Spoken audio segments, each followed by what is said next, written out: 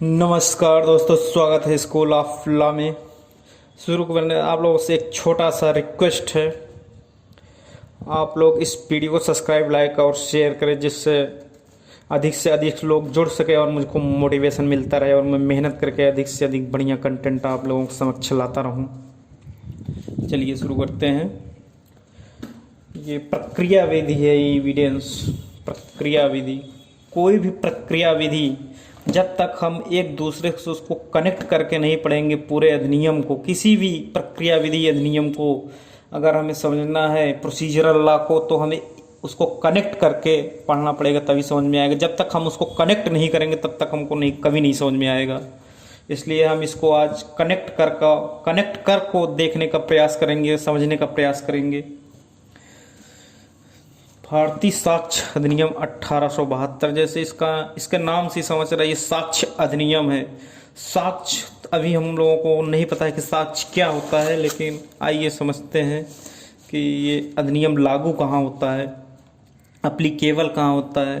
दोस्तों, किसी भी एग्जाम में, लॉ एग्जाम में पीटी का ये इम्पॉर्टेंट क्वेश्चन होता है, इन्फोर्समेंट डेट, यानी कि वो अधिनियम किस डेट पे अस्तित्व में आया और वो अप्लीकेबल कहाँ कहाँ होता है, लागू कहाँ कहाँ होता है। इसको हमेशा हमको याद रखना चाहिए।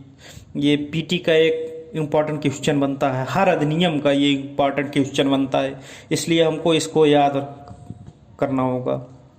देखते हैं जुडिक्शन इसका कहाँ कहाँ, एविडेंस का, साक्ष्य अधिनियम का लागू होगा।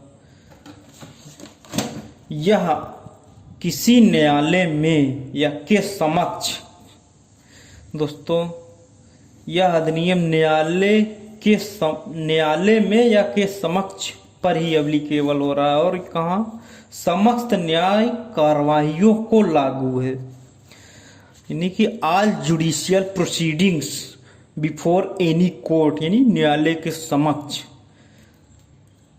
यह किसी न्यायालय में या न्यायालय के समक्ष कार्यवाही में लागू होती है। अर्थात न्यायालय के समक्ष की सभी जुडिशियल प्रोसीडिंग में ये अप्लीकेबल होता है।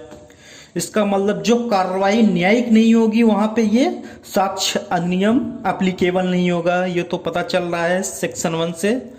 जुडिशियल प्रोसीडिंग क्या होता है दोस्तों, अभी ये पता नहीं चला, लेकिन हम इसको पता करने का प्रयास करेंगे, समझने का प्रयास करेंगे तो हमें समझ में आएगा। लेकिन हमको ये याद रखना होगी कि अगर कोई भी कार्रवाई न्यायिक होगी तभी ये साक्ष्य अधिनियम लागू होता है।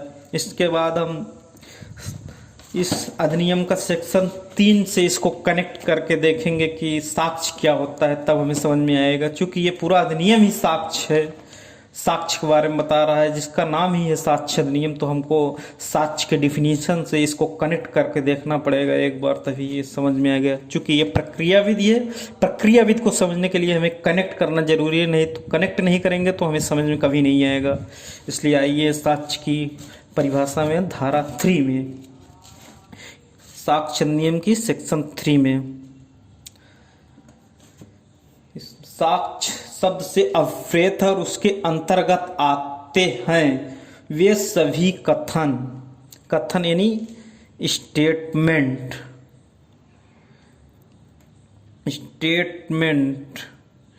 और दूसरे वर्ग में दिया है क्या, फर्स्ट वर्ग में दिया है सभी ऑल स्टेटमेंट,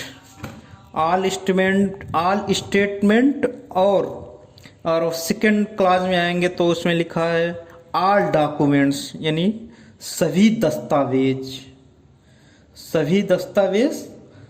साक्ष्य के अंतर्गत आते हैं। यानी जो कुछ साक्ष्य होना है वह या तो एक स्टेटमेंट होगा यानी कथन, या दस्तावेज होगा। ऑल डॉक्यूमेंट्स यानी सभी दस्तावेज होगा, लेकिन वो दस्तावेज कब साक्ष्य माना जाएगा, इसको हम समझते हैं कि सभी कथन और सभी दस्तावेज साक्ष्य नहीं माने जाएंगे। जब वो इस शर्तों को पूरा करेंगे तभी क्या कहते हैं, इसको साक्ष्य माना जाएगा। ये साक्ष्य कब माना जाएगा,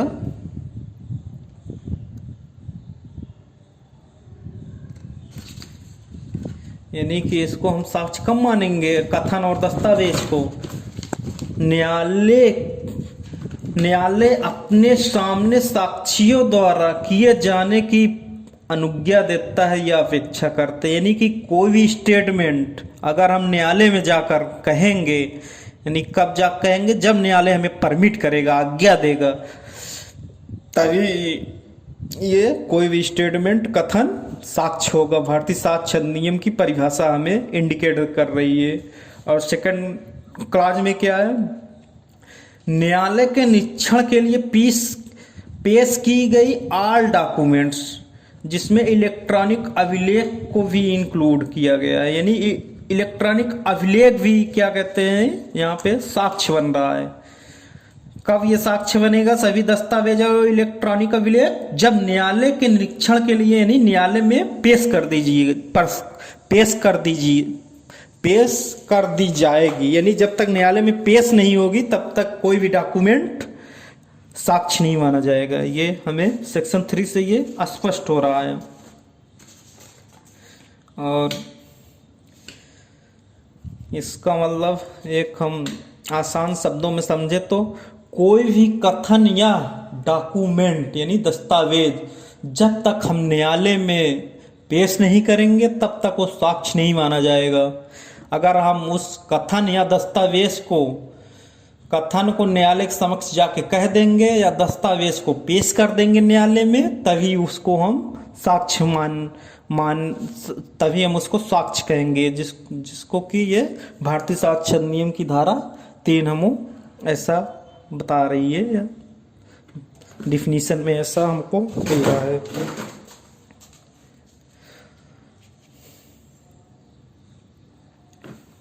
और देखते हैं, और इससे हमें पता भी चलता है कि साक्ष्य कितने प्रकार का होता है। साक्ष्य कितने प्रकार का होता है, जैसा कि हम अभी दोनों वर्ग क्लास में देखे, दोनों वर्ग में 1 और 3 में, एक में बता रहा है स्टेटमेंट और दूसरे में बता रहा है क्या, डॉक्यूमेंट। यानी इसका मतलब हमें ये भी पता चल रहा है कि साक्ष्य 2 प्रकार का होता है, एक स्टेटमेंट यानी कथन और दूसरा डॉक्यूमेंट यानी दस्तावेज। यानी कि ये पता चला है कि साक्ष्य 2 प्रकार का होता है।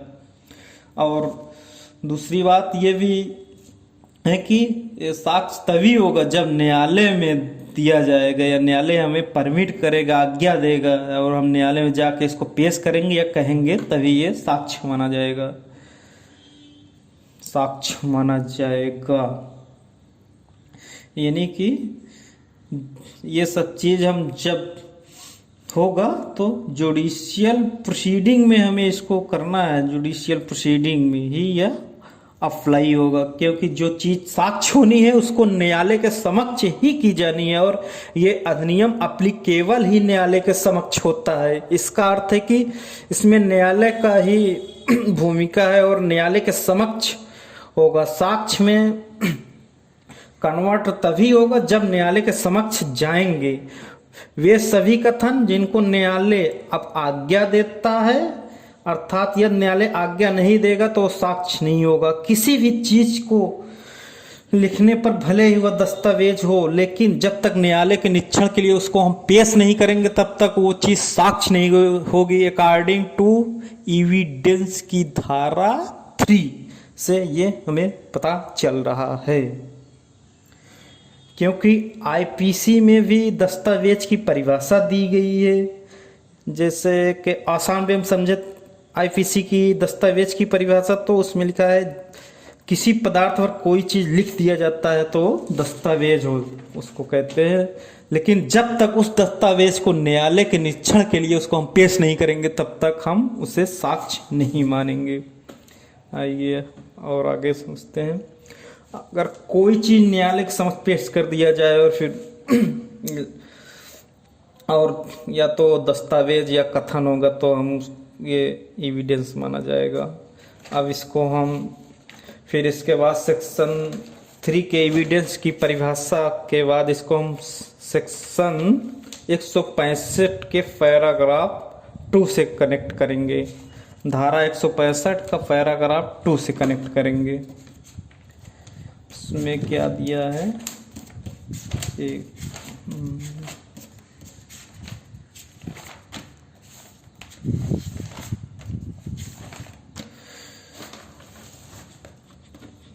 सेक्शन 165 पैरा 2 यानी प्रोविजो परंतु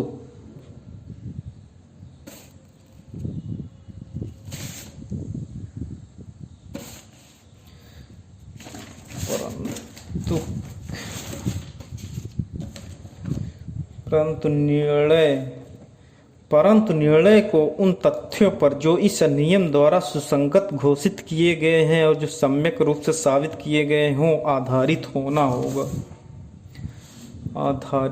होगा।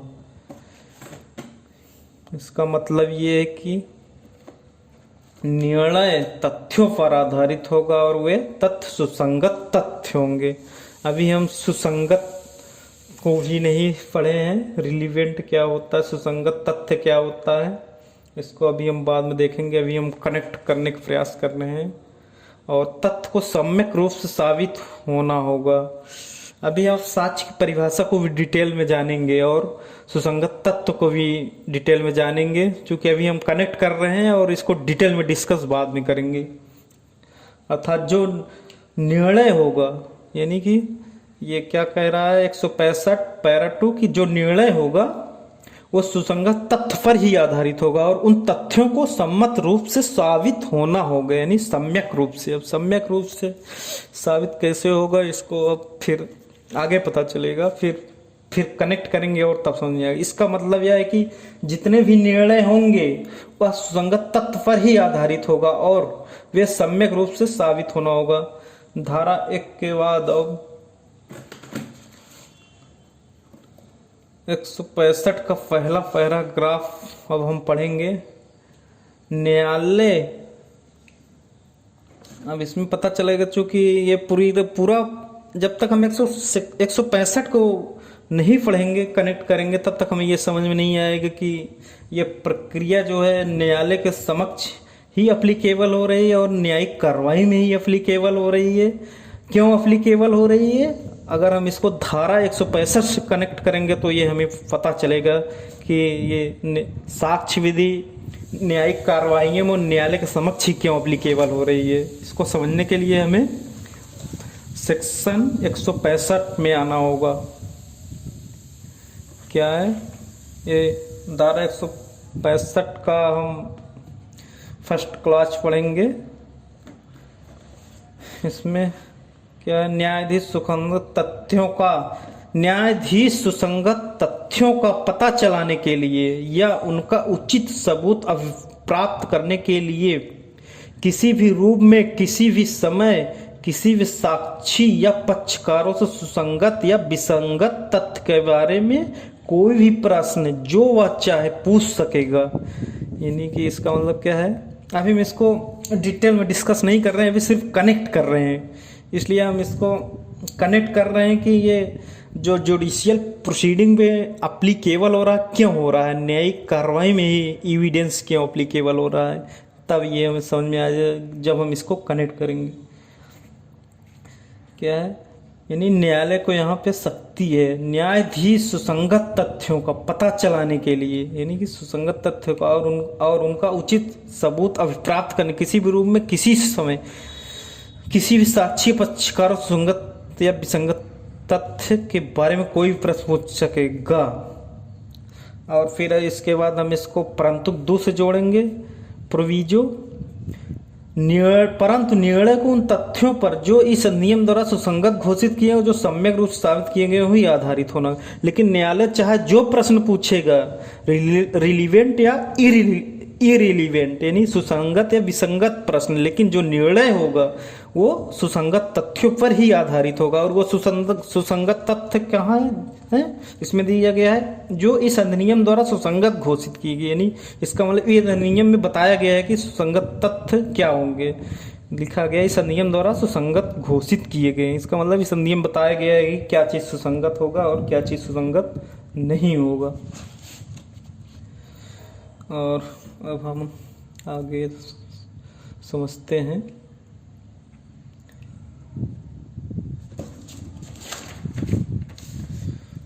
तीसरी बात, हाँ, जैसा कि हम बताए हैं कोई भी प्रश्न पूछ सकता है, लेकिन जो निर्णय होगा सुसंगत तथ्य पर ही आधारित, तथ्य पर ही आधारित, लेकिन जब सुसंगत और विसंगत के होते तो परिभाषा खंड पर चलने पर सुसंगत परिभाषा पढ़ने पर पता चलता है कि इसकी कोई एक्चुअल परिभाषा नहीं है। जैसा कि 165 के प्रोविजो में बताया गया है कि जो निर्णय होगा वो सुसंगत तथ्य पर आधारित होगा।